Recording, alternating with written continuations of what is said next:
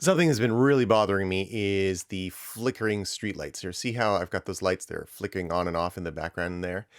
That drives me bonkers, and I couldn't figure it out. I thought I had solved it. The issue is that the Unity Universal Render pipeline only allows up to 8 real-time lights at a time, and as you can see, there's a lot more than 8, and I thought that I had written a bit of code to deal with that. I have a trigger on each lamp. Let me just pick a lamp. Zooming in, lamp. So each street lamp has a street lamp manager, which has a on trigger enter and an on trigger exit. And when you exit, it will turn off the lamp. It'll also turn off, there's a little audio source on it, and it'll say that it's not in proximity to the player and so on and so forth.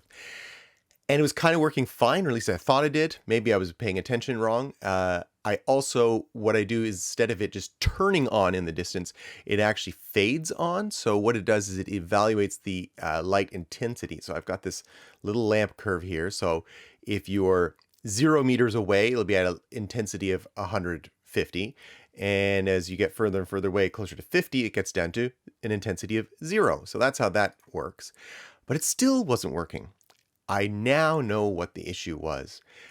It's because it sets the lamp to being off and the audio off and the proximity off and all these things. It sets them all to off after I exit the 50-meter radius. The problem was if I wasn't exiting, then it won't turn off. So if I am not in it to begin with, it just stays on. So to resolve that, I just need to, at the start of game, do that. So it's going to turn off every lamp. So let me hit save. Okay, see all the lamps there? So when I press play, all of these are going to turn off except for the ones close to the player. There you go. See that?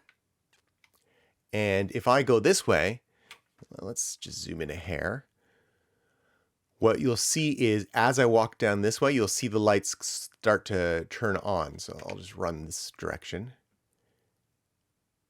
because I'll be getting closer to that lamp and it'll just fade on. But the experience from the perspective of the player in this window, you're not going to really see it, but I guess the next lamp will be this guy right here. So watch this one as I get closer to it. There it goes. See, it's getting brighter and brighter. And from the perspective of this window, you don't really notice it. You'll notice it here, but not here from the player's perspective, so which I declare good enough. At the end of yesterday's video, I realized that the bins were being picked up in the most weird way, and I was like, oh, great, that's tomorrow's problem. Well, today I fixed it. It used to be when the claw closed, it would start at opening position of 0 degrees. That's these little 2 prongs right here. It starts at y-axis of 0, and then it would close to -60, and that would hold the bin just right. Or in the case of the double, it would go to +60. So that was how much it had to close for the stock bin that I was using. But now with each different size bins, I had to think it through differently. So instead of the claw component storing the 60 degrees, I moved it to the trash bin. So now that each trash bin says, here it is, prong closed angle 51 degrees, or in the case of the medium size, it's 58 degrees, and so on. And so the code, it was actually as simple as saying held bin dot prong closed angle. So I just had to change that. But I still didn't like what was going on with the motion there. It was grabbing it in the most strange way. Part of the problem was that I was turning off the is kinematic bool, which is another way of saying turning on the physics as soon as the bin came into contact. So I decided not to do that, hence this being debugged out, the / turns off the line. I decided instead to use procedural animation to animate it into place. And that's what this bit of code is all about here. Well, not all of it. Some of it was, the original code was this stuff right here, where it was just a simple while statement, while the current angle of the prong is less than or equal to that prong closed angle. And so it would just close each one negative, one positive, until it got to that point, and then that was that. So I added this bit of code, though, that once one of the prongs contacts the bin, and I just have a little trigger on it, as soon as it makes contact, it'll store that information, and then it will use that information. It'll basically make it from a 0 to 1 of bin in placeness. Sometimes it's a bit of a stretch for the names of these variables.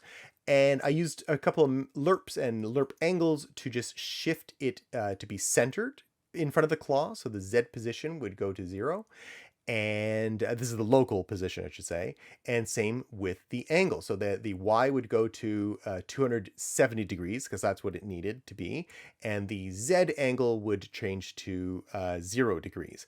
So let's watch it in action. Here, we'll just, I'll just focus on that. I'll press play, and here it comes to the first one, and there you go. See that? Perfectly centered. And the claw is on there, just touching it just right. Let's move over to the next guy. And whoop, there we go. Not bad, eh? And I think from like the perspective of the player, let's move up closer. Like, even if it's not perfect, I'm like, that is super good enough. So that's how I fixed that bin problem. And I'm much happier with it. And gosh, it's just so nice seeing all these different sized bins. Oh, I guess I was in the, there's a proximity sensor. If the raccoon gets close, too close to the garbage truck, it'll bail on that. So actually, I guess it's going to turn around. Let's get it out of the way and let that finish. There we go. Grab and dump. So that's everything I did today. Oh, right. Not everything I did today. Let me just turn off the garbage truck for a second, because I want to show you something that I'm not liking. And I thought I could ignore it. And even some people in the hive mind at the transmedia zone said, it's okay, Jason, don't worry about it. But it's really bugging me. It's the physics of the garbage. Let me just push this over. Bang. So that's cool and everything. But if I push on the side here, you see how the garbage, some of the trash is just falling right out of the sides. It's just too much. And I got so many items falling through the floor. So I think perhaps it is time to consider installing the Havoc physics system for Unity. Now, this is a much more powerful, more robust physics system. It's what all the AAA games use. It's a big deal. I just didn't want to add this so late in the game, but I kind of think I got to at least give it a try. So before trying it, I decided to back up the project, which took forever. 4 hours and 45 minutes. Okay, fast forwarding to the future, it only took half an hour. So now I've backed it up, and it is time for me to install that stuff. And tomorrow I will play with the Havoc system. So wish me luck.